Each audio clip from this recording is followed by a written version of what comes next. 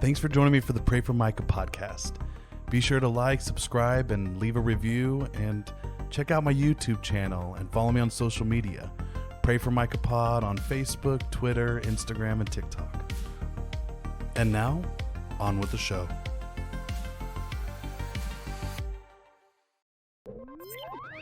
Welcome to the Pray for Micah podcast. And now your host, Micah Chrisman. Hello, welcome to the Pray for Micah podcast, where we explore art, activism, spirituality, and our cosmic significance / insignificance. And today we're going to be exploring that significant, insignificantly significance with poet Jen Harris. She is a writer based in Kansas City. She's a sought-after performance artist, and she's founder of the Writing Workshop KC, whose mission is to nurture creative curiosity, inspire confidence within prompt-based writing workshops. She hosts weekly classes and offers creative coaching to private clients. And Jen is a nationally certified recovery coach and peer support specialist. Through an aggressively vulnerable, trauma-informed lens, she unites strangers who share an interest in creative expression and facilitates the development of active, engaged, supportive, empowering writing communities. She's been featured on NPR, TEDx, Button Poetry, and Right About Now Poetry, and Queer Eye. Shout out to Queer Eye folks, fans. Casey's Best Poet, 2019 to 2021. Advocate Magazine's Champions of Pride Award, 2021. I mean, everybody, she's the top-notch person here. She's the author of 3 books in poetry and the recipient of numerous accolades. Her firstborn community love child, Kansas City Poetry Slam, sold out monthly for 7 months. Jen, what an awesome person to have here. Thank you for being here. Hey, thanks for having me, Micah. I'm super excited to be on your podcast today. Yeah, no, seriously, we've talked about how we've been trying to make this work, and there was like a bout where you had COVID, or was it your partner a couple months Oh my ago? God. Yeah. If it's not, every available sickness just makes its way through my house. I just get like sick for like 12 hours. I think that mainly is, I think it's just stress overload from everybody else being like certifiably sick. But yeah. It was 2022 was a very long year. Very long year, yeah. And a long pandemic. I went the whole pandemic without getting sick, believe it or not. And then last November, like just in time, right before Thanksgiving, our family does a big thing, and I got COVID for the first time, and it was not fun. I lost my taste for a few days, and I also didn't have to go to the hospital and get put on any kind of crazy meds, or I guess they stopped doing whatever the stuff whatever the tubes and things. But I'm a smoker, so I was half convinced that that's what was happening. I was like, oh God, this is my bad habit coming to bite me in the ass. I'm going to lose all my oxygen, and they're going to do a tracheotomy, Sandra Bullock. You say Sandra Bullock. Yeah, you know that movie where she's like does a tracheotomy on the street kind of thing. Oh God, nothing worse than like a ballpoint pin in the throat. I have not gotten COVID yet, and I am formerly a smoker. I quit maybe 15 months ago. There's an app that tells me. I miss it every day. I loved it so much. I still love it. Shout out to smoking wherever you are. But I just reached a point in my life where it was like, I can't do this anymore. But for a myriad of health and personal reasons. But the COVID scared me to death, and then I still didn't quit smoking until a year into it. And I was like, really should like apply my common sense a little bit better. But I think that's just human behavior, right? Like you get away with something for so long, you're like, it won't kill me.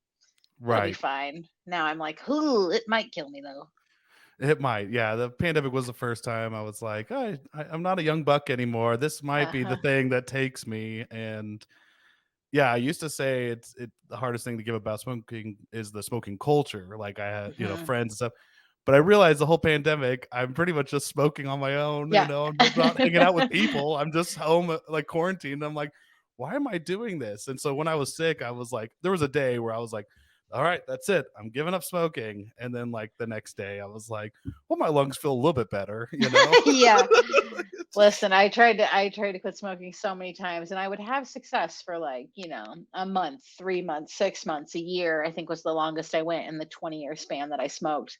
Um, but the right combination of just like guilt, shame, aging, pandemic stress, all of those things. Yeah. And you just like, you have to stick the first 3 days. Like, if Yes. you can get to like first day, no, fantastic. But it takes, I don't know about you, but I have very specific Hmm. moods of motivation where I'm like, okay, today I could get some shit done, right? Right. So I'm going to do it, because the other 6 days a week I don't want to. But that's kind of how I approached smoking, was like when I felt my most confident in my own willpower, I was like, today's the day. And, Hell yeah. uh, but I miss it constantly. It truly is, I think, the hardest thing to quit doing. And, Well, um, congrats. you know, that Congrats on quitting. That's a big thank you. achievement. Listen, I don't love it, but it was necessary for me. So thank you. I know what's gonna happen. I know I'm gonna quit. I tell myself like, yeah, the new year I always want to go big. Like, okay, I'm going to the gym again, and I'm Sure. like doing these better habits. I'm like, if I try to do The it all gym's of it, so crowded right now. oh yeah, I go to the community center, so it's always like, yeah, there's been a little bit more people, but I don't know. I've never been a go to the big gym person. I like to work out in secret. I like to work out in hiding. You know. I don't listen. I call it the fancy gym where I live. I go to the fancy gym, which is just like attached. It's basically attached to an elderly facility, so it's top notch. They got all the good stuff there. And before that, I just went to Planet Fitness because I would reward myself with tanning after smoking. There's nothing I like more than being warm, so I would Get some just get in a carcinogens on tanning the bed. Yeah, skin. Get yeah, some just carcinogens in the lungs. barely work out enough to register as a workout, and then go lay there for 10 minutes like, Oh, so that sounds crispy. good. You got to build Um, motivation, like rewards in there. I think I'm just right. like a give me a treat kind of animal. Oh yeah. I tell people I have an oral fixation. I'm just an overgrown Uh-huh. child. Like I just if it's not, so something I have been trying to do like cut back is I have these like nicotine toothpicks. And so Hmm.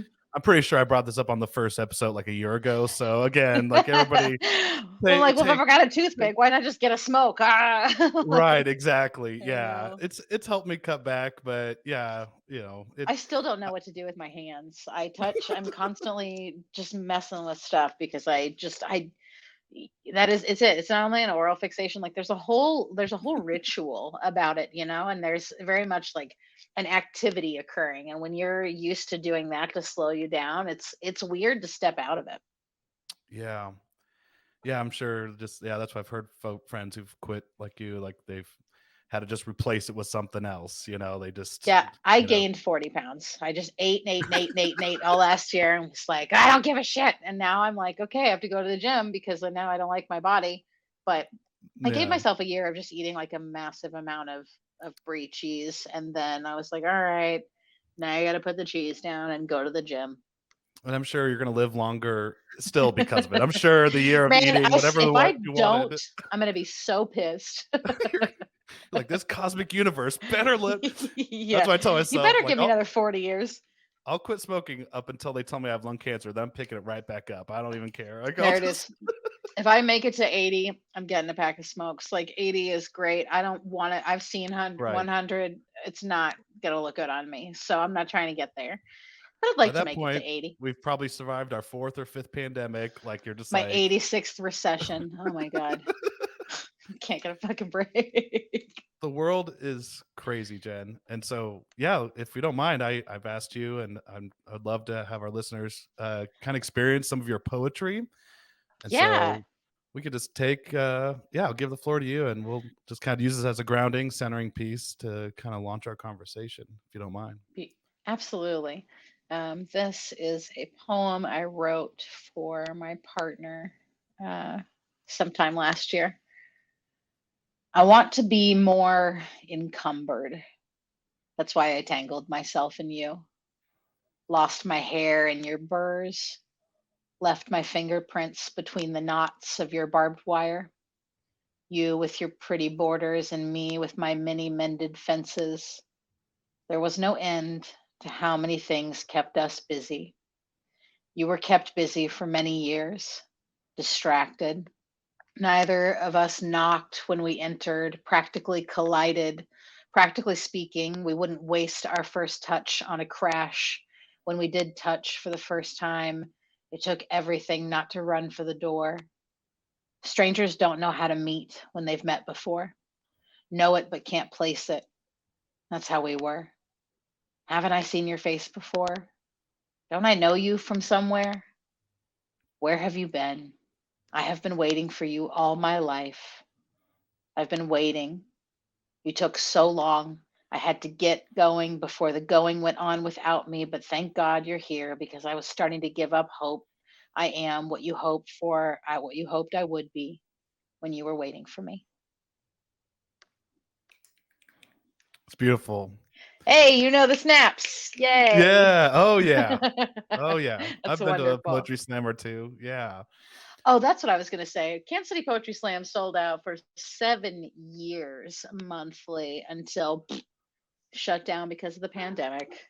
Oh my I'm so gosh. proud of that thing.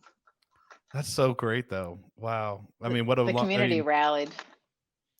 yeah, have you guys started picking things back up since, things have relaxed a little bit, or I is it kind of like believe that they virtual? are popping off. I think that they are live and in person at Blip Roasters. But I am, it was a community endeavor. Like we built Yeah, it, I was in charge of it for a while, and then it was like, here, you take this. So sure. that's the best part about community poetry slams is somebody else who wants that level of stress can handle it. But yeah, I think I just saw an advertisement for them, so you could check them out. And so it's the Kansas City Poetry Slam and Poetic Underground. Is it basically the same thing? Is it kind of, I don't know, is there a subgroup that's underground and the other one's slamming? I don't know. I was just curious with the name. I was wondering what the Well, the distinction was short and the long between. of it is that Kansas City Poetry Slam was originally named Pound Slam, so Poetic Underground Slam. And I came back to Kansas City from San Francisco in 2014. And I went to an open mic at the Uptown Arts Bar, formerly, no longer. Yeah, I I know. went Rest there in for an open peace. mic. Yeah, I think fucking good riddance also. um, but I went there for an open mic. It was canceled because nobody showed up. And I had been going to poetry slams in Berkeley and in San Francisco, and felt so connected to the art form, like perfect art form, because I have always been a poet. I'm a dramatic stage presence, but I'm a terrible actor. So this was like heaven for me. And when it was canceled, I was like, this won't do. So we created, me with a team of people, created Poetic Underground Slam to be the like big draw on the first Wednesdays, and every Wednesday after that would be an open mic. So in a rebranding effort, we named it Kansas City Poetry Slam. But it was always the first Wednesday, and then the poetry open mic would be all of the remaining Wednesdays in the month. And so they weren't competing except for on the first Wednesday of the month, and that was really like it was a blood sport. Like, I was gonna say, and then woo, that's when it really kicked off, right? Everyone's like, yeah, "No, this is our turf." I just picture like, yeah. It was so West Side Story yeah, bullshit. It was just, that's what I'm oh, picturing. so many feelings, so many dramatic people, so much ego. So it became a kind of, I mean, I would dare call slam poetry trauma porn at some level, because Oh, jeez. at open mics you're really like, you're in an environment where you're truly trying to you're trying to express something that you haven't been able to say. um, and in that, you're doing it with a sincere amount of vulnerability. You're not expecting anything. But poetry slam is a live event in front of an audience of, and there are people chosen to judge you, like on a scale of 1 to 10, and there's money and there's bragging rights. Like there, I mean, if you won the slam that week, you might as well run the city. Like it was an incredible honor to be named like the writer and the performer that night. So yeah, it was there's a lot of energy and emotions and whiskey to balance, and it was it was a lot. But it was an incredible time, and I think that it saved a lot of people's lives. I think it opened up some avenues for folks. I know it definitely built my career. And I'm certainly not the only one who benefited from it. There were a tremendous amount of people in the city who uh, their whole lives changed because of it. So it was something Yeah, I'm very proud of having created, and also really grateful to have had the opportunity to discover myself through. absolutely. Something else you create, I forgot to mention at the beginning. Got a copy here of Oh, it. We hey, got thanks for we got ordering our book. yeah, I gotta support the local endeavors, and I was like, yeah, I probably have a friend or two in here. I mean, now you, of course, but Out of Yes, Darkness into the Light. This is the writing yes, workshop Casey anthology, and that was yes. edited by Jen and also Amanda Roth. And then it says here cover art was by Sandy Lynn and Hmm, chapter hmm. illustrations by Jennifer Stark. So 123 stories from North American Yes. writers and beautiful, yeah, just layout, the artwork. I mean, Got show my show copy right some here. show some pictures of it. Uh, Sandy's work in there is so gorgeous. Yeah. So I what was that a big undertaking to well both host workshops during a pandemic, but also compile everybody's creative works and synthesize it, and what was that process like? I've had a lot of practice at this. I didn't go to college until I was in my mid 20s, but I went to college for journalism, and I went to Johnson County Community College, which is very, very local. And it changed my life in every way for the better. I fully realized my drive and ambition and personhood through journalism and through like this being a form of writing that I could make money on.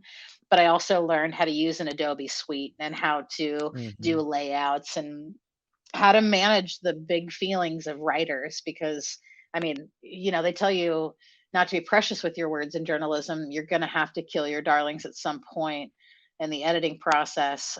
So I got a really good trial by fire with journalism, and then 15 years later, my I was teaching a little writing workshop in a little bar bookstore, and it was a transitionary time for me and something I thought, well, I'm not in the slam world anymore, and I do want to teach, but not I don't want to compete for a collegiate level job, things like that. I just want a community, like church I Mm. don't go to anymore, but with another God. And so we kind of WWKC is born very much out of the need for community. And then I just happened in February of 2020. I just happened to get enough of my shit together at one time. I made everybody subscribe online and pay on Patreon, so I knew where my money was coming from, because Mhm. it's vital as a self-employed person. And I had been checking out Zoom, like, oh, this could be an avenue that I could use maybe one day. And then all of a sudden, I needed it. So Mhm. it was truly my best luck in the world that I had taken a professional development course through Mid America Arts Alliance called Artist Inc. Learned that I needed to have like regular paid subscriptions and varied accessibility options. And then, boom, I had a workshop online. And we had become, see, we started in May of 2019. So it was almost a year old when the pandemic hit. And so there were a lot of people really attached to this being their Tuesday night thing. So we just transitioned, I mean, I would dare say pretty seamlessly to Zoom. And then, I mean, I had off and on about 100 students online throughout the course of the Wow. pandemic. Yeah, and I met some incredible people. I mean, Amanda Roth is originally from the West Coast, but she lives in Texas. Jen Stark is in Canada. Sandy Lynn just lives, down the street from me. But I met all these people that, well, through my partner Ashley, who's, a pretty well-known wedding photographer. She introduced me to all these other incredible photographers moonlighting, or writers moonlighting as photographers, and all these creative people who just wanted to write. So that happened, and it keeps happening every Tuesday and Wednesday. And at one point, we decided to make a book as a way to make some money to give people scholarships to travel. We have like quarterly gatherings and barbecues, and we do a lot of stuff together, kind of like a family. So, like a Absolutely. cult. Yeah, So or yeah, very thin line sometimes between the truly. But and I joke about it all the time. Like we need to get ourselves declared a religion, and then this will be perfect. oh yeah, But get that yeah, nonprofit status. Amanda made this book happen. I didn't make this book happen. Amanda did. She, I have the Google Forms and the Drive and the whatever. I pay for the subscriptions to things, but this book exists because Amanda made sure that all of the editing was done, and that it's so beautifully laid out. It's beautifully sectioned. It flows really wonderfully, and like, I mean, I am the founder of something that is now a true community effort every week. Yeah, and I wanna get more into, like, all the great because that's to me, that's just a mark of, like, real great leadership, just, like, in the creative world, just to, like, be able to, like, spark something and then other people take ownership of it. And so I wanna talk about that, but I wanna kind of Yeah. backtrack a real quick just to kinda let our Yeah. viewer anyone who doesn't know you very well, like, you kinda came back to Kansas City from the Bay Area and didn't know if you could just share a A little bit couple about of that. times. A couple of times, yeah, I wanna hear kind of yeah, Yeah. because you said you were in the Midwest, Johnson County, so I'm kinda like, help us kinda know map out your life journey a little bit, and, Oh my just do it in, God. like, God 5 help minutes. us. I'm sure you can do it, Just Absolutely. Okay. The just succinct version is I'm a military brat, and I was raised by very southern, hyper religious military father. And my mom is none of those things. I mean, she's religious because our family's religious, or she's, my mom's just a tender soul. So anyway, I grew up in this kind of very tight environment, this very stressful space. Um, dare I call it traumatic? Yes. yeah, I had a childhood that was it was unique in its level of complications and complexities. And I say that now because I've done a lot of therapy and reflected on a lot of things, but it was tough. I'll just say that. So um, I always knew I was a writer, and by that I mean I always wanted to be a writer. They just seemed like they had the whole world in their hands. I loved reading as a kid. It was something my mom encouraged constantly. And when I found poetry, I really found an outlet um, that I really needed. There wasn't nobody was listening back then. Nobody was listening to their kids or their students. I had some really great teachers, but they were few and far between. Um, so yeah, I had a very chaotic childhood, and I became a very chaotic adult. Um, I have a history of addiction. I have a history of codependency. I have all of the problems that come with being indoctrinated into a community, and then being dejected from that community, because I came out kind of on accident as at 16, as gay, and the church didn't want anything to do with me, and neither did my family. So I had a rough go of it, and then in an attempt to kind of make all my own dreams come true, I went to California in 2012, 2013, sometime around there. So I was in my mid 20s. And, I, same bullshit, different state, which sure. you learn in your 20s. Um, but I was just, I was dating crappy people, and I was working a job that I didn't really like. I didn't have any boundaries, so I was working all the time, and I was partying constantly, and, just doing all the things that I thought you did in your 20s. And I discovered slam poetry, and it really rattled me to my core. I mean, what rattled me was not only the performance aspect of poetry, but really the ways in which people were telling their truth. Um, I remember this woman whose name I do not remember, but I remember her line that like opened the door of me, and it was, "It's been 5 years, and I'm still coaching my ghosts." Wow. And I was just like, "What did you just say?" Like, I realized the impact that this had, the power of this. Um, So that's what I spent my time doing. Suddenly I had something to do other than party and date and, go to work. and it became my true love and my total obsession. And I moved back to Kansas City because I was in love with somebody. So I came back home, and that ran its course. And what remained was poetry. And that has been on repeat for a long time in my life, that I've been in relationships. And, you know, I have learned everything a person can learn in life through relationships, because I just had such an atypical example of relationship as a child, that I really had to learn a lot of things the hard way. Kind of still am. Um, Yeah, same. yeah, but That's the kind of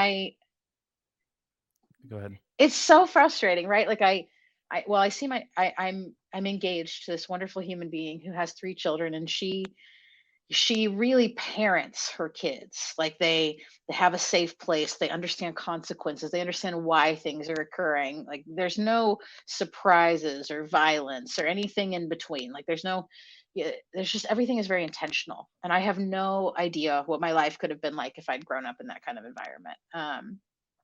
But I'm rapidly reaching middle age, and I think at some point, it's when you turn 30. When you turn 30, you're absolutely no longer allowed to blame anybody but yourself. Like Mm. you can go back through and really understand, digest, process, EMDR, whatever level you need to deal with your shit at, you deal with it. But if you keep taking these actions, behaviors out on the world after 30, you just become an asshole. And I didn't want to Mm. become an asshole. um, so I went to therapy after a particularly tumultuous relationship ended, and I wrote my third book.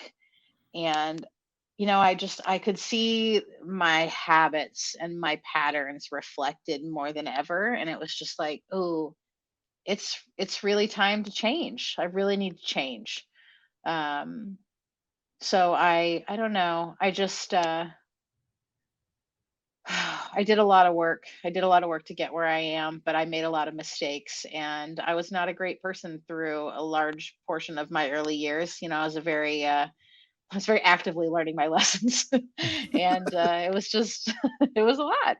So yeah, I've been many versions of myself. I like this one the best. This one is a lot more intentional than the rest, and she's very aware of her faults and flaws and capabilities all at once.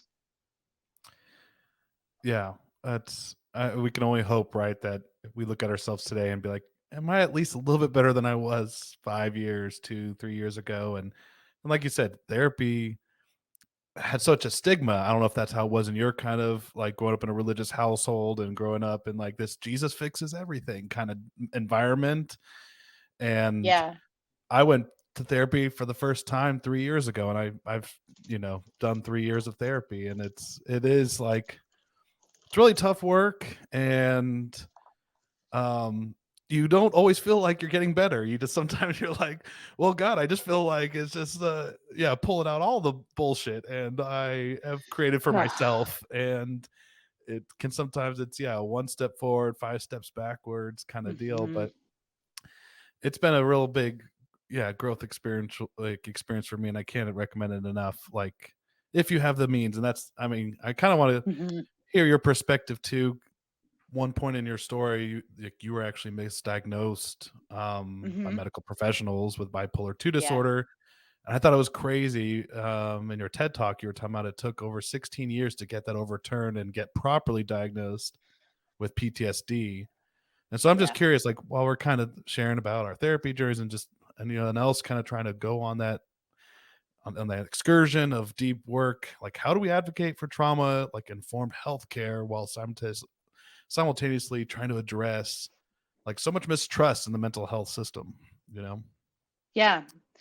Okay. So the it's such a big story, but when before I came out, I'm what you would have called a strong-willed child, and very focused on the family. It was like break them, like, oh, you do everything you can to discipline these children out of their personalities, and Mhm.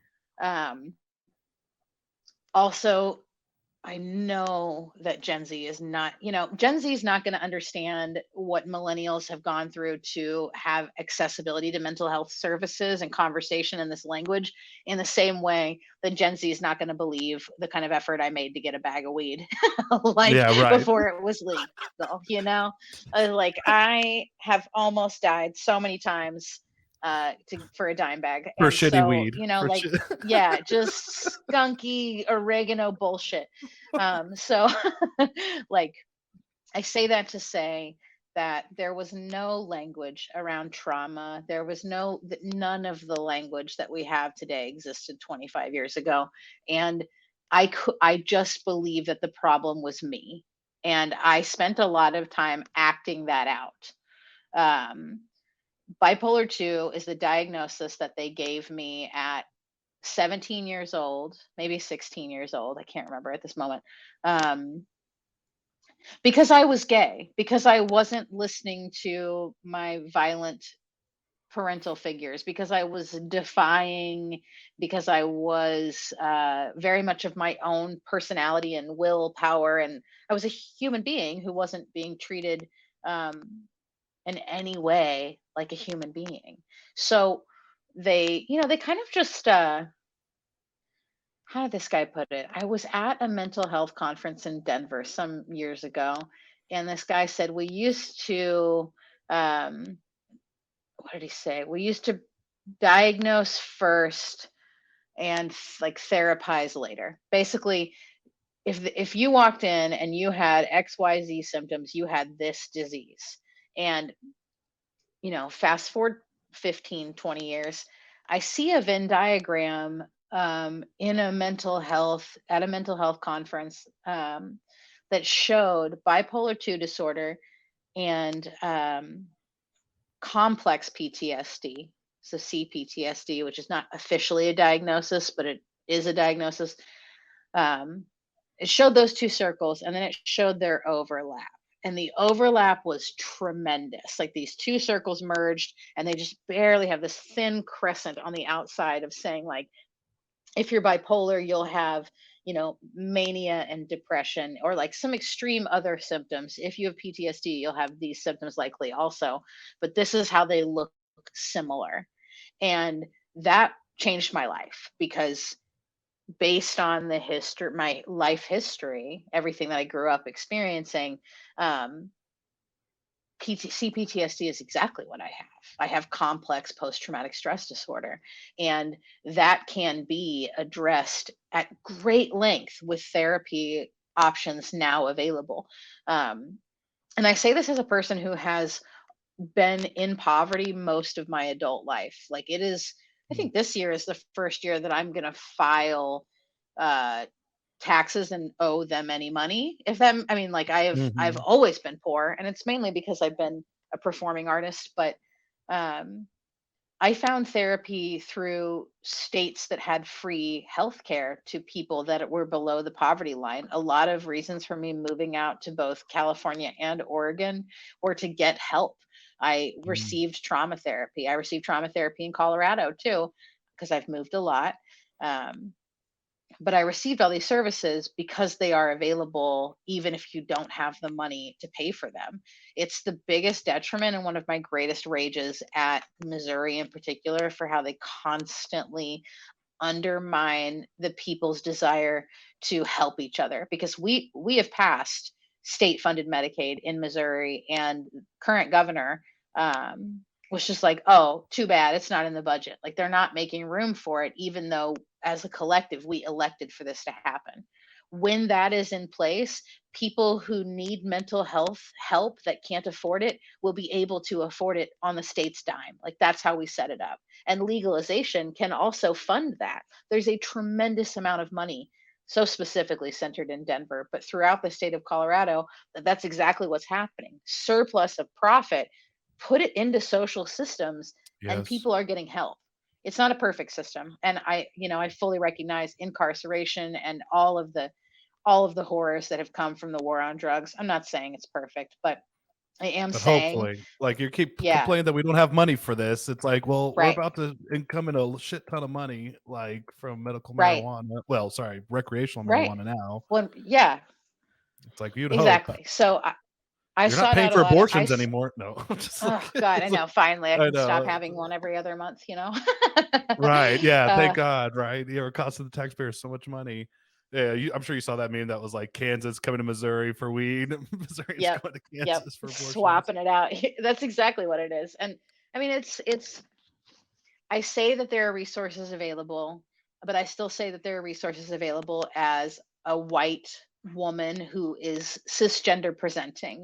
My sexuality doesn't really come into play as long as I don't have, as long as I look the way I look now. I've had alternative looks in the past, or I've definitely been able. You could point me out as somebody who's queer, but it doesn't. I don't give off that vibe, just in my current uh, disposition. So I don't want to pretend like um, all the doors are available to everybody. But I will say that expanded Medicaid has the power to truly help people and make those services accessible.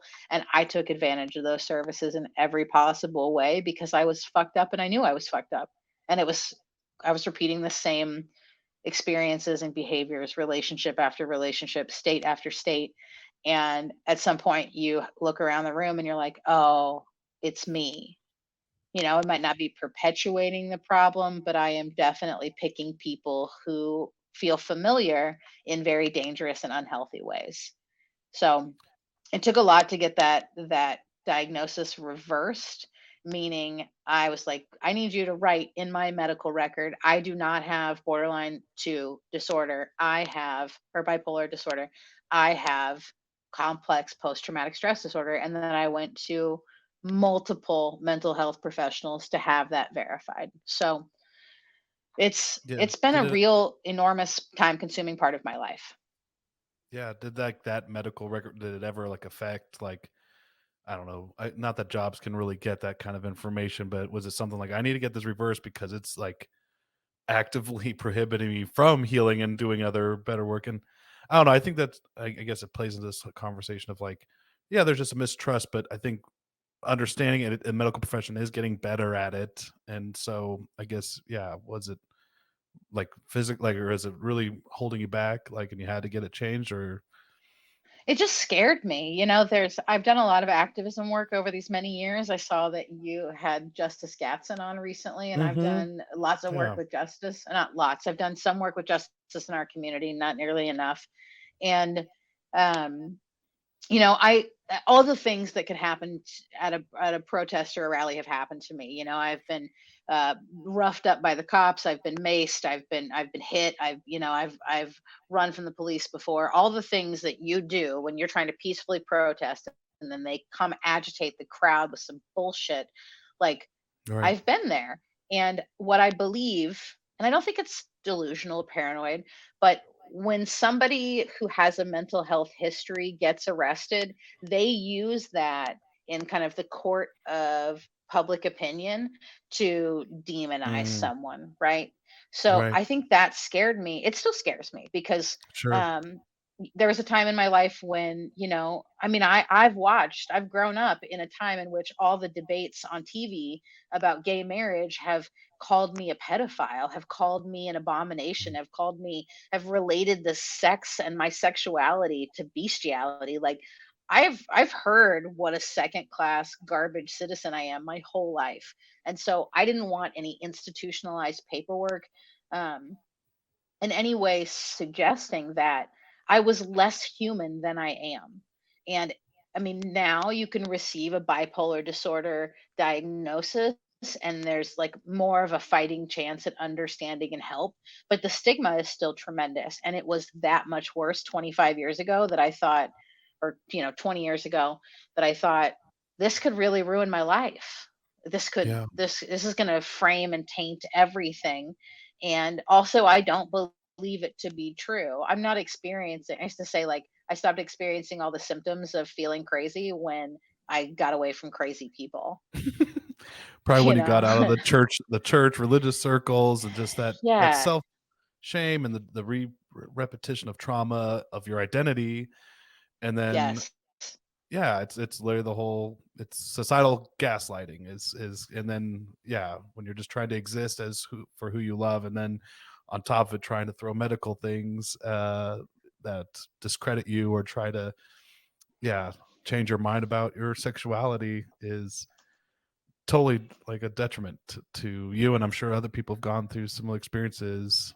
um Well, if they had locked me up for being a lesbian, which was still possible, until very recently, right, they would have just it would have been further fodder to commit me, to keep me somewhere. And I know it sounds like, the furthest reaches for that to be possible, but I have done activism work my entire adult life. It is entirely possible that the hmm, public receive a certain amount of information about somebody, and they are framed as worth whatever the consequence was for their actions. So if they're shot running from the police, you shouldn't have been running from the police. We've all heard this argument, like, well, right, if you don't have anything to hide, why are you so upset about the cops being here? Like, I very easily could have been one of those people.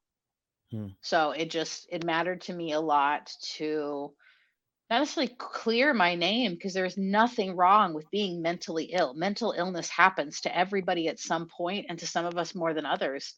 Um, but I knew it wasn't right. And I knew that someone took one look at me, made a singular judgment call, and then created something that could permanently impact me in this country. And again, it was just so much more dangerous and possible for that to work against you 20 years ago than it is now. yeah. I I used to work for an organization called Alive and Well Communities. It's based out of St. Mhm. Louis. They do some work here in Kansas City as well. They do like trauma informed care training for schools and hospitals, Awesome. and our kind of thing, or our kind of phrase that I'd hear a lot in our trainings was trying to change the question from what's wrong with you to what happened. Yes. And just Yes. that shift is a huge thing. And like I hear what you're saying, like, yeah, at some point in our 30s, you have to like take ownership that like, hey, I'm not doing the self-work and the healing I need to be doing to like break these cycles and these patterns. And so thank God when we Right. can recognize those cycles. But for so many, like especially when you're working with young people with 20 somethings, like until we start having that conversation, we just always want to treat folks the way that, what's wrong with you, why don't you just change the, instead of like, hey, what happened, like. And so growing up in this, I mean, again, the whole, pray for Micah kind of theme of the show is just like exploring like what is our spirituality identity and like what we hope for in the world beyond like kind of toxic church culture and Christian Hmm. nationalism and the kind of shit we grew up in. And Yeah. being taught my whole life that, yeah, if you work where you're going to hell, and just like believing that and just having Oh, this whole God. frame and this message, and now don't believe in hell and whatever. But I Yeah, guess, same.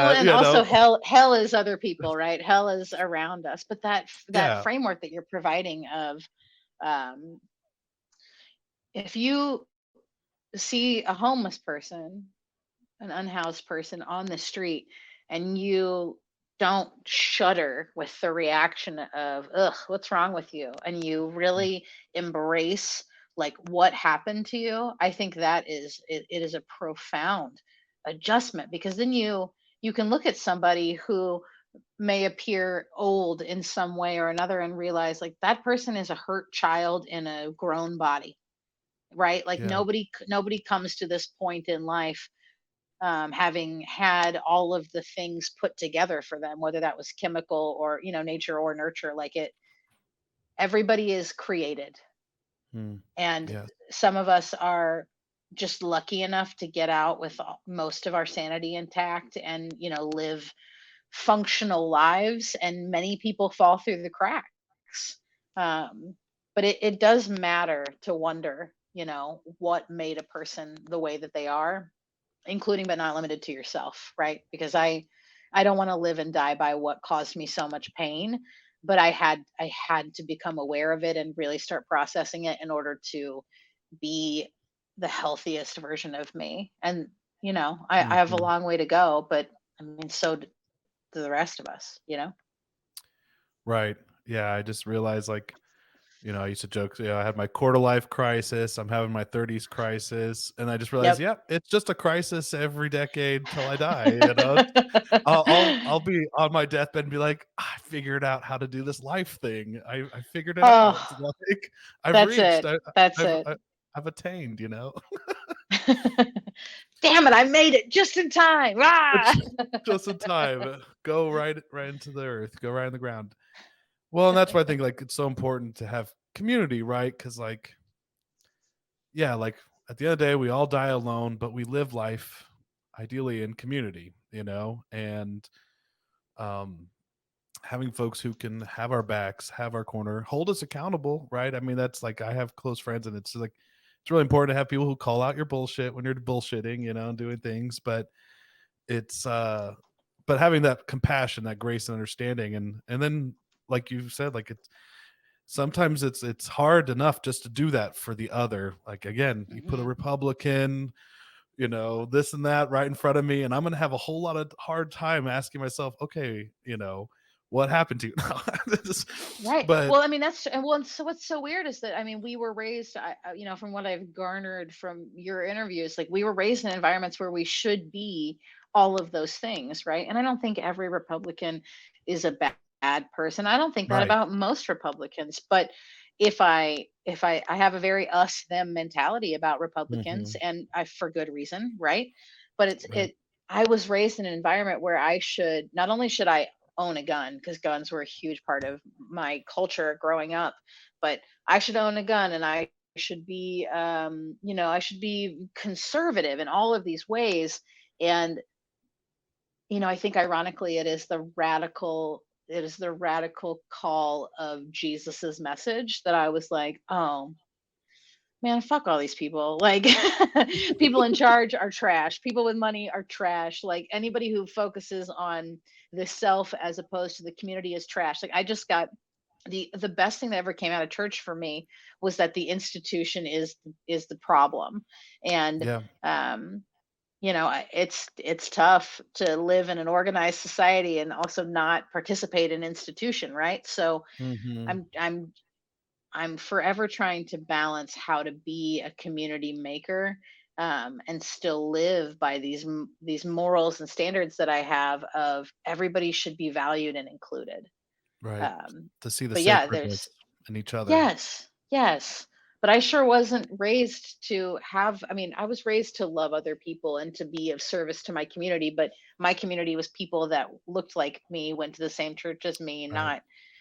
not the others. The others were our enemy. And actually, I think church is really what bred my hatred of Republican Party in general, because I was like, man, you really like loaded me full of hate and then set me free.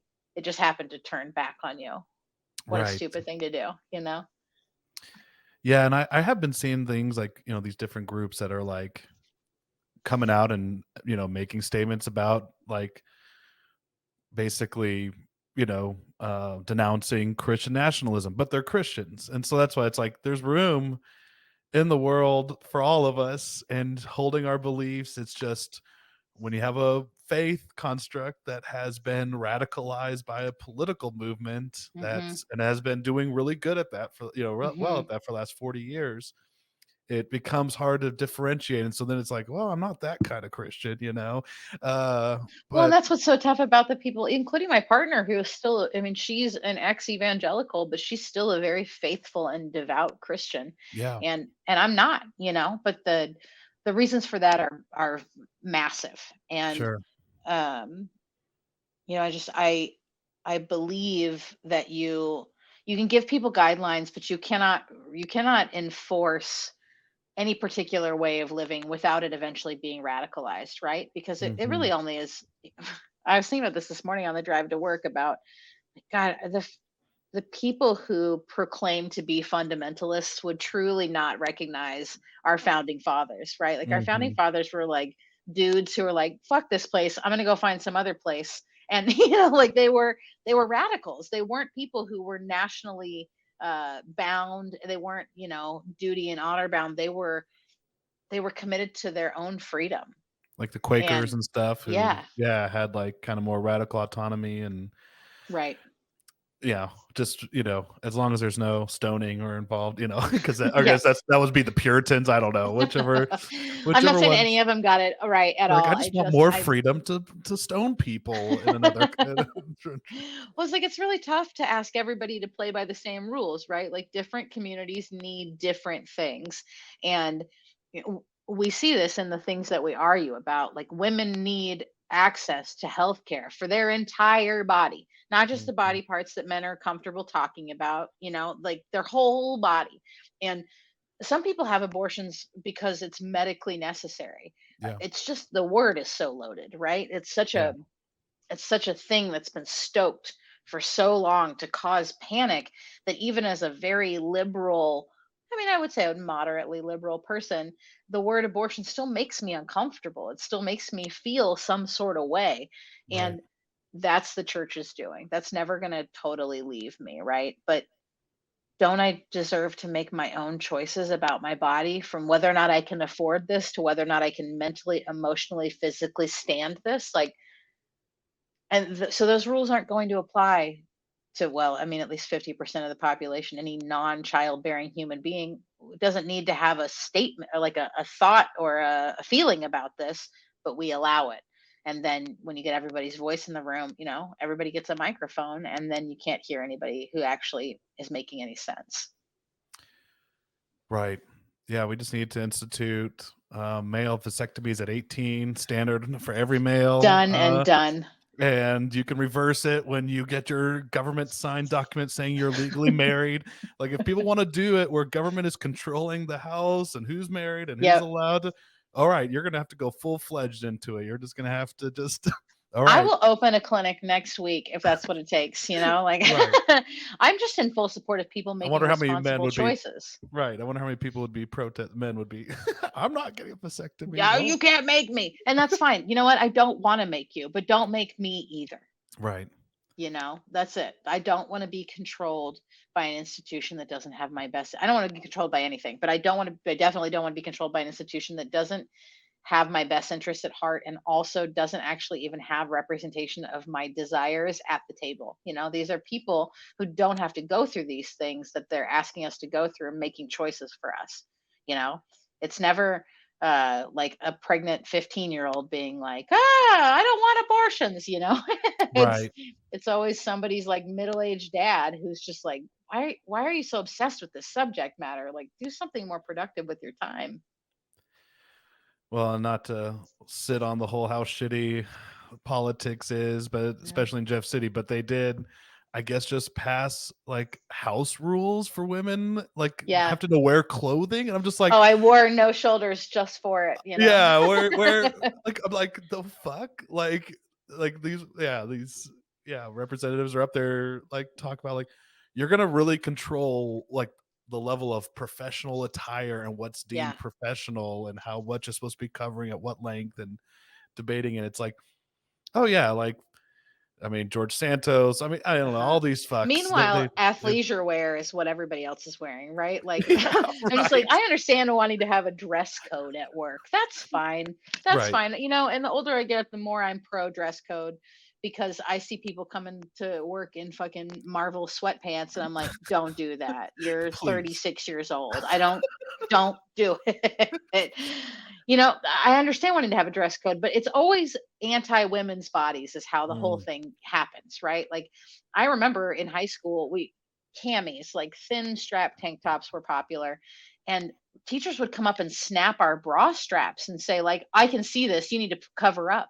And it was like, not only keep your fucking hands off me, but right. like consent wasn't a conversation, bodily autonomy wasn't a conversation, but your modesty and the fact that you might be stoking the fires of like the male gaze, and that's going to basically, you're insinuating that I'm going to cause rape by wearing this tank top. What a sick and twisted thing to put into the mind of a person, of a teenager wearing a tank top, you Right. know? But that's how quickly and effectively the perversion of this experience can occur. And so it's like, I don't want anybody to be forced to take any form of birth control that they do or do not want to take, but I also don't want anybody forced to live a life they don't want. And Mm, as a person who's, my mother was 17 when she had me, she loves me and she proclaims, my babies, they were the best thing that ever happened to me. But she deserved a college education. She mm, deserved an option without stigma, and she was never given it.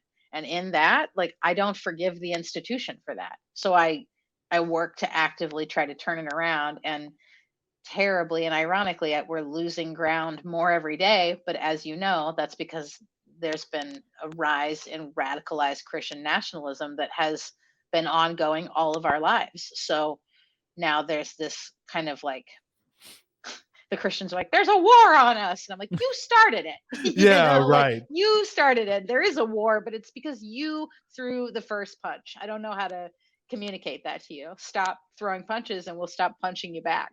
Right. You're gonna catch these hands. You know what I'm saying? A Like, hundred fucking percent. yeah, it's yeah, it's hard. It's because it's.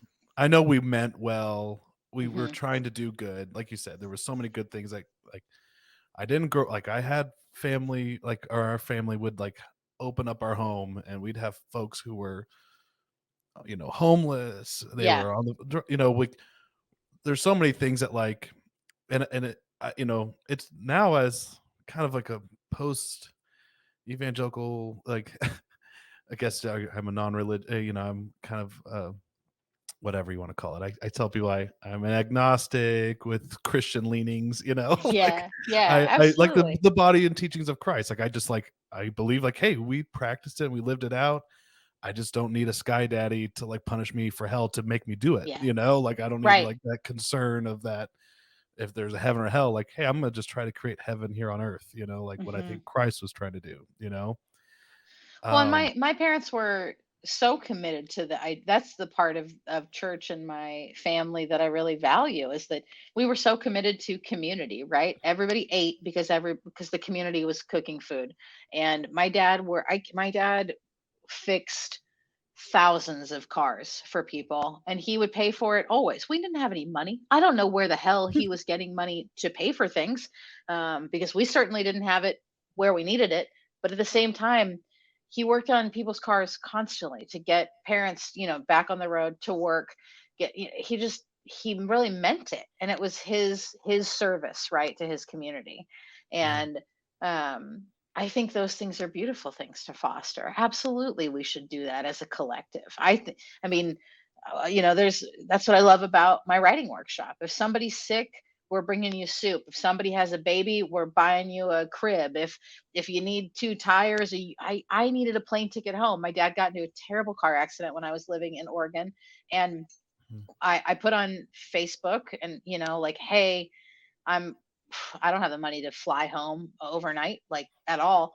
Um, somebody bought me not somebody very specifically bought me a plane ticket home, with their Sky Points, and then I had $1,000 in my Venmo within like 2 hours, so that everything was taken care of. Community has the power to save your life. I don't mm, ever want to discourage that, but like, you start yeah, telling people that they got to think and be one way in order for that to work, and it's inevitable that it will implode. absolutely. Yeah, I'm glad you brought up the workshops, and just these kind of you've described it as like kind of peer or peer support networks, like offering brave spaces for vulnerability and creativity. And Hmm. can you delve more like what that process looked like, what it looks like, and I don't know, there's some examples like you kind of described it as kind of like it feels like church, but again, Yeah. church has such a heavy, loaded kind of term, but it's like yeah, that community. And so, what does that look like to create that space for folks in the creative arts? It's you know I don't know how to describe being both like obsessed with something and also being hands off. But it's an art form in and of itself, I think, to organize community, because when you do it right, you're gliding. Everything is perfectly flowing and it's working for everybody, as far as you know. um, but what is it? I mean, what does it mean for WWKC to exist? What does it mean? I built it because I was lonely. I built it because I needed a source of income that was writing.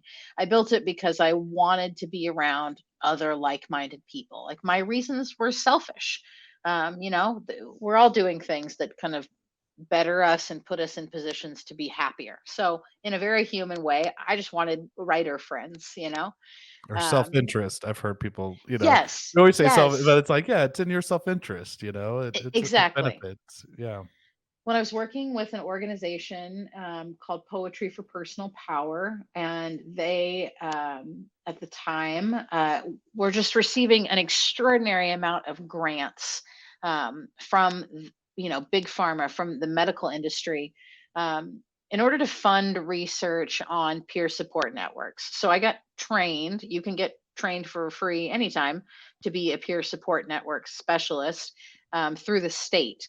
And what that means is that, kind of like facilitating a workshop, when you facilitate something, you are offering the information with open hands and you're saying, like, in the case of WWKC, I want you to write on this one prompt that I'm giving you for 10 minutes. Alternatively, if this prompt doesn't mean anything to you and it doesn't spark inspiration, write about something else. I just need you to write for 10 minutes. It's Mhm. that complicated and that simple at the same time. Um, Facilitating a workshop like that is exactly the same way, which is to say, you are invited, but I'm not going to try and control your opinions, your attitudes, your behaviors. I'm going to ask you to participate in a collective agreement of behaviors and choices and feedback. And, we have rules, but Mhm. um, what you're here to do is to show up. People need to be heard, they need to be seen, they need to be validated. And if you can offer that, please do, because everybody will go home feeling better. WWKC has a positive feedback only rule. And it's not because I don't workshop people's work and say, this isn't working and you need to edit this, or this idea isn't going anywhere, or this is boring as shit. Like, I say all of those things to people on a private level. But I wanted a space where people could feel empowered to participate in their own inherent creativity. Mm. And so I got some training on how to best manage that balance, right? Because it's very delicate. I have so accidentally so many times, my choice of words meant was received in a way that I didn't intend it to. And so what I thought was a compliment came across as a criticism, or what I thought was positive feedback came made somebody else feel some sort of way. So I learned how to hold this workshop without attachment to its outcome. And then I learned how to hold space for other people without taking it personally. And the only time I can really do that is in the moment, because it's practically impossible to do that on a daily basis as a human being. But as a workshop leader, I think I'm pretty good at it. And I want to encourage vulnerability. I'm grateful for you as a man that you went to therapy, because men need therapy, and not, you know because of the culture. Like, men Mm. deserve to have feelings, they deserve to be heard, they deserve to have things talked Yes. out. And that it I mean, Christianity especially, and then you add in my experience, the military, none of that was not jiving. That was not cool. We were not doing that. Men were not having feelings. And then they were coming home and beating their families and drinking and Mm. being monsters, right? Right. Everybody needs the space to be and to be seen. And I can take it. So I do. Yeah. And I appreciate you saying that. I was gonna say the one that I would feel like that was like the one big kind of gift my family, my parents did give me, was that we were part of kind of like a more Pentecostal, kind of Uh-huh. more lively, eccentric kind of Oh, Christianity, yeah. as far as like, the gifts and healings and tongues. And so my family really was encouraging of like, it's okay to cry. Like Jesus moves us, and so like there's lots of times I'm spilling like all my like life issues and crying in these men's circles, and it's about things like, I watched some pornography, I saw some boobies today, and like, yeah, but at least I don't know. To me, it was like a gift that like I Yes. didn't grow up in a in this military household where like yeah, my dad didn't force me to play sports, and he didn't. Yeah. My mom was like encouraging of my creative writing and my creative aspects, as long as it didn't dabble or look queerish, like, As you long as you're not know. leading you to the devil. Well, that's the thing. It's like, yeah, it's still these like, it still was in stride or step with like gender norms, but Yeah. I just am thankful that, yeah, it wasn't a household or an experience in my church, even that, oh, it's, you're a man, you shouldn't cry. But you're right, it's Yeah. it's a cultural heavy thing that, like, you know men are just out here, they don't have a way to express themselves um in healthy ways, and then we're just told by society, kind of just bury it, and like, Mhm. that's the worst thing to do. That's, therapy should, like, Truly. the more you just kind of pack that shit down in there, the more, like, and that's what I've realized of myself, that, like, yeah, nine times out of 10, I'm a happy-go-lucky guy, but that person who pushes me over the edge, suddenly I've lost it on them. Hmm. I'm blown over. Now I've got this string of ills, this list of dirty shit Uh-huh. that this person's done to me, and they're like, "Whoa, what the fuck, Micah? Where'd all that come from?" Like, you could have just, like, told me this thing bothered you a couple months ago. Right. Now you're like blowing up on me about it right now. I was just keeping it in the storage unit of my feelings. Just Yeah, I keeping it just like down in there. hibernation.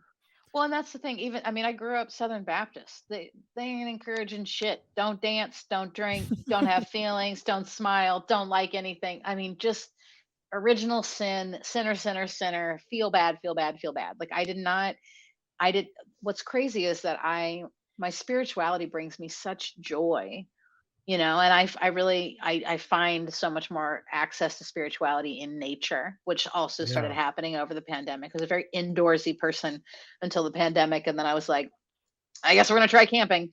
uh there's For nothing my else to for my do. mental health, I'm Yeah, just gonna exactly. go out and Yeah. look at some trees. Yeah, but Oh, then it's I like, beautiful. I'm like finding myself really pushing my body for the first time, like instead of just being a slug who, sees things on TV, I went out and saw them for myself. And I'm hiking to a waterfall, and I'm like, oh, standing at the base of this waterfall, this incredible, beautiful waterfall that I found in Oregon. And it makes you believe that anything's possible, that there must be some divine artistic creator, or, Mm, maybe this is all by accident, but like what it really meant was that I felt connected to something. I stood there and felt like I was supposed to be there, and that I am part of everything. And, that's that feeling, that connection is what keeps people from committing suicide.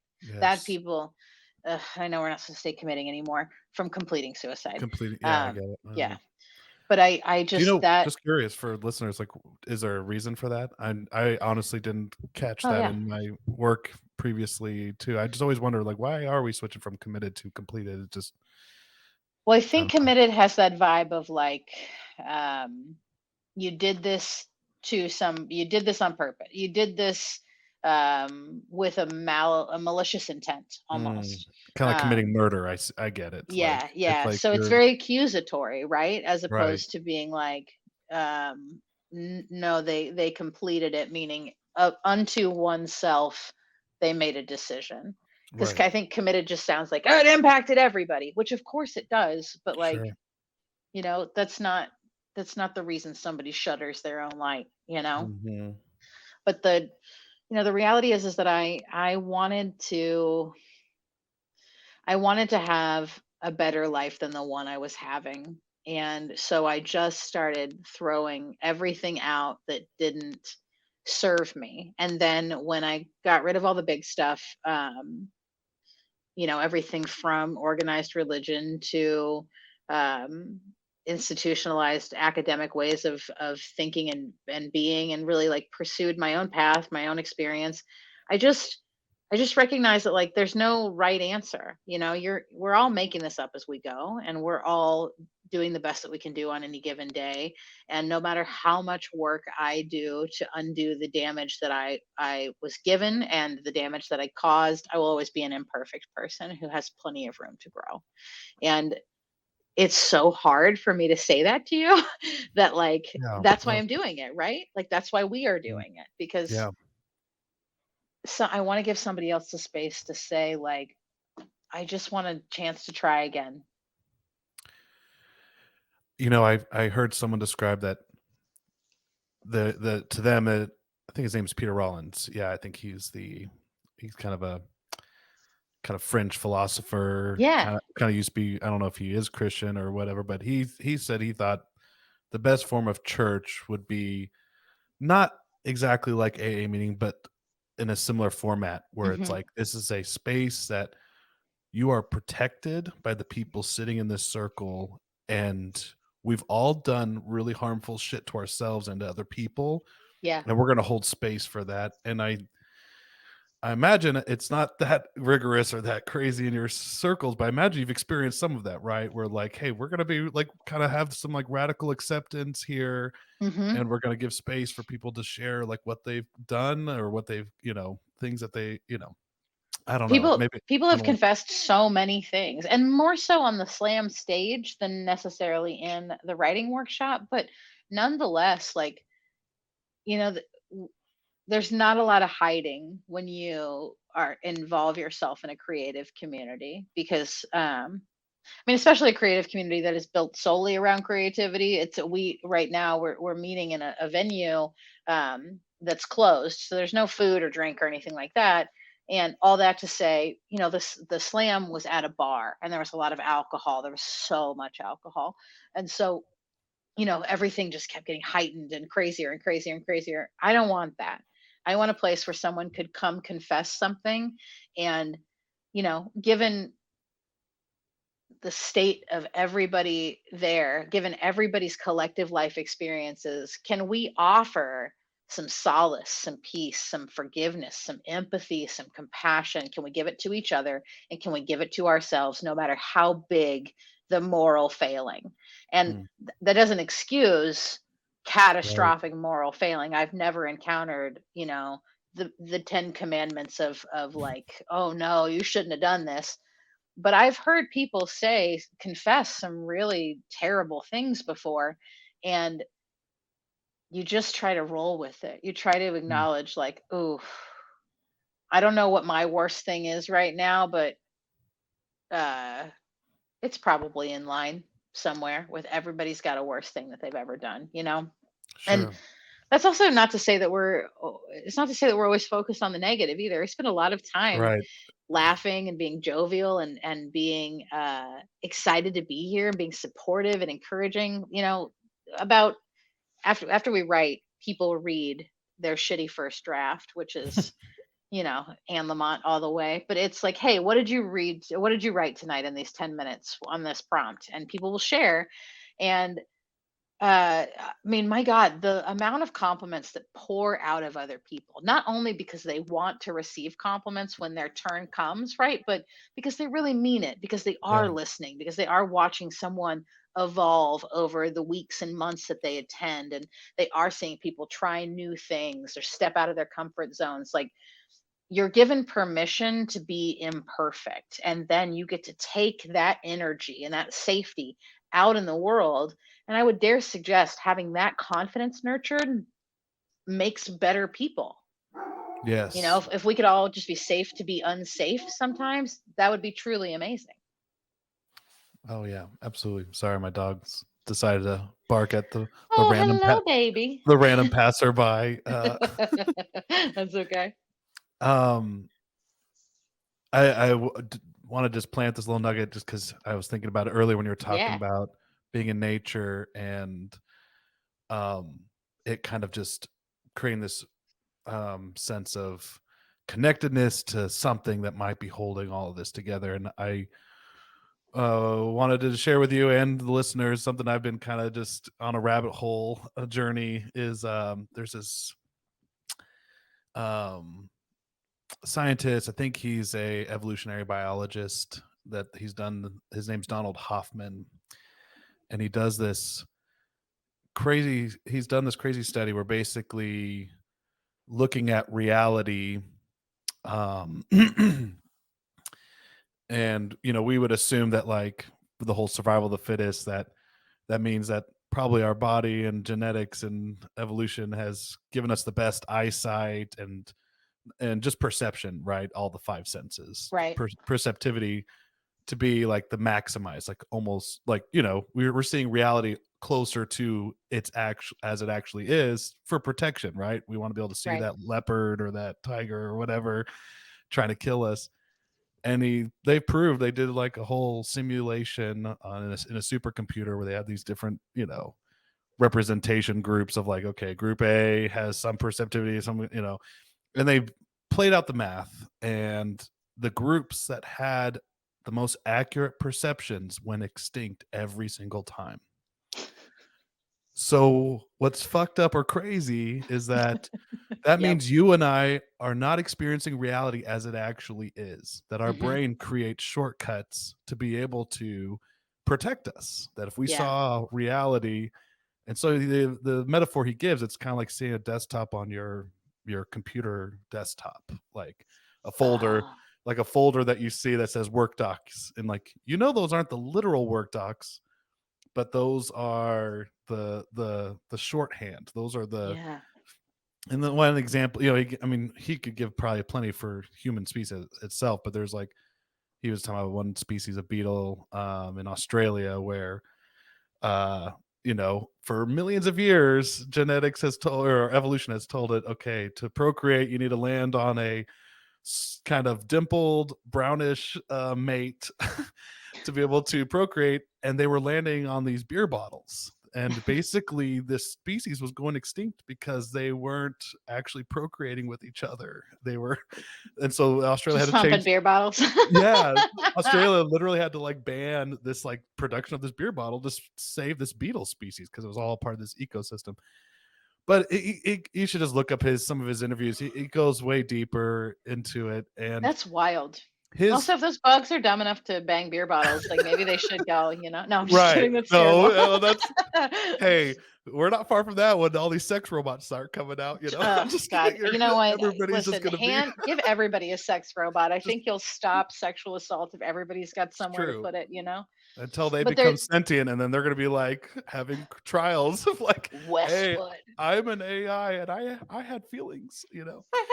But anyways, you should check out some of his work, because what I think is cool, like that's the actual sciencey part of it. But then what Hmm. he thinks, his kind of presumption about reality, is that it all originates from consciousness, that Mm, everything is consciousness, like, and so you could call that essence or thing God, or, but basically, like, it's not that we don't look at the train coming at us and not take it seriously. He's like, we should right. definitely take it seriously, but we Right. shouldn't take it literally. And Hmm. but even all the atoms and molecules, everything that makes up that train and you have a sense of awareness of itself. It's I don't know, it's been bonkers, and it just kind of gives What? me a hopefulness of this that like, hey, like if the whole thing, like the whole question of in the universe, why is there something rather than nothing kind of deal? Hmm. It's because consciousness kind of is the bedrock of the whole thing. And that's kind of where, yeah, like, so, the hardcore empirical scientists are gonna like, we don't understand that, right? We can't measure that, Hmm. so we're gonna, but that's where I'm like, okay, it comes kind of full circle. Oh, god damn it, maybe my family Oh, was right. Maybe my I know, right? Well, and I'm just like, well, maybe they've already maybe been baptized, so maybe whatever. It'll. maybe not the religious doctrine or the Bible or what have you, but anyways, just if you want to go on that rabbit hole journey, that I just find that stuff interesting to kind of, I don't know, give hopefulness. And like, when we create art and we're making a piece of poetry, it's a living thing. Like, those are Yes. molecules that are living on a page. And I loved, like, I don't know where I saw it, or maybe it was in one of your videos or talks I was watching today, and you were talking about if the whole world and all the servers shut down, like, where's your written shit? Because your voice matters even when that world goes dark. Yes. And Yes. I don't know, just even thinking in relation to what he was saying, like, yeah, like, in essence, like, it's different compounds, different mixtures of things, but it's living and breathing on this paper, and just seeing writing in a different way that way. Yes. I think that people are born unto themselves when they write. They are resurrected. They are saved. They are fully seen. Like writing has the power to save you. And I say that I say that in a very evangelical way. I say that in a very Mm, tried and true, personally tested way. I would not be here. I would absolutely not be alive right now if it weren't for writing. It saved my life. And I believe that people who are willing to truly and honestly look themselves in the mirror have a fighting chance at survival on the basis of receiving reality as is perceived, right? Hmm. You if you are not aware, you are therefore not aware of your impact, and that is just fully unacceptable to me. Hmm. I've done enough hallucinogens in my adult life to recognize that perception and reality are constructs of my own mental creation, right? Yeah. But I have experienced suffering and I have witnessed suffering. And even if that is a construct of perception, it's still happening in front of Yes. me. And I want to be an agent of change. I want to be an alleviator of suffering. And and I'm constantly failing at it. I'm pissing off my family, or I'm frustrating a coworker, whatever it is. It's never perfect. It's never fully in alignment.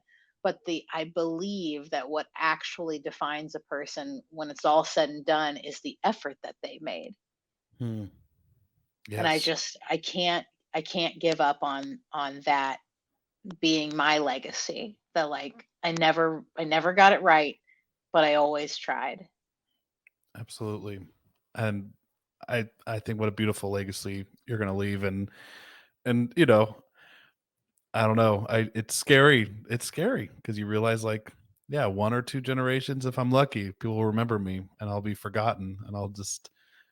But I think just like we carry the traumas of our ancestors and our DNA, like I think the good things we do, I think that ripples out into the world. I help rewrite other people's, what they pass on by with the good or bad I do with them, or do unto them, Yes.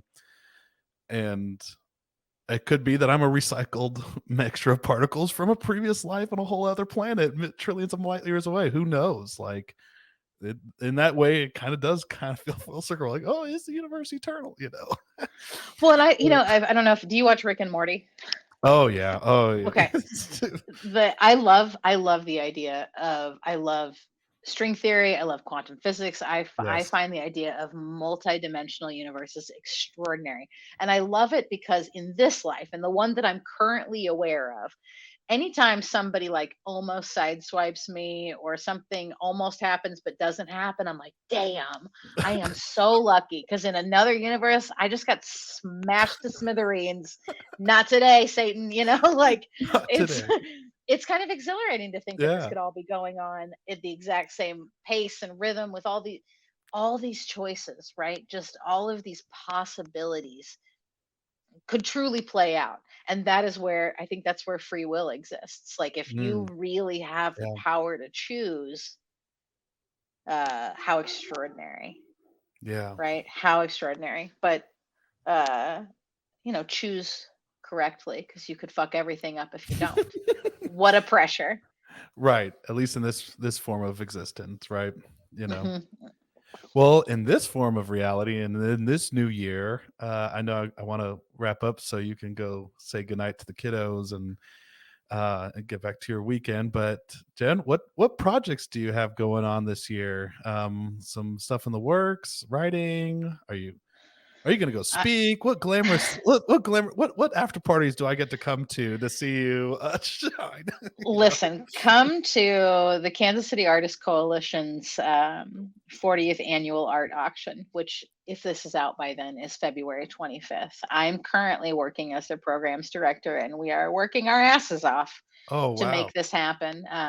It's our biggest fundraiser of the year, and it sustains a coalition that is 47 years old, and it's a community endeavor to ensure that artists have opportunities. I know that in the current world, it feels like there's tons of opportunities, and you couldn't possibly apply for all the open calls.